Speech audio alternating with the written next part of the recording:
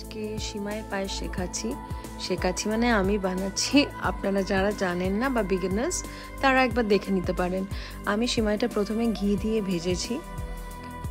যতটা সিমাই নেব মানে 500 গ্রাম যদি সিমাই নিই তাহলে কিন্তু 2 লিটার দুধ নিতে হবে, কারণ সিমাইটা ভীষণ থকথকে হয়ে যাবে না তো অ্যাট দি এন্ড। আমি কোনো মিল্কমেড বা কিছু আর অ্যাড করিনি। আমি এখানে বাতাসা অ্যাড করেছি, চাইলে আপনারা চিনিও শুধু অ্যাড করতে পারেন, বাট বাতাসা গিভস দ্য গুড কালার। আর আমার বাড়িতে বাতাসা খানিকটা ছিল।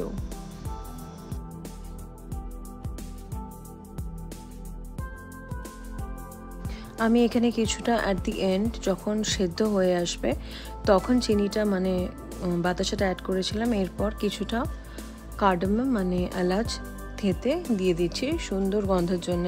এখানে চাইলে আপনারা কাজু কিশমিশও অ্যাড করতে পারেন, তেজপাতাও অ্যাড করতে পারেন, but I don't like it.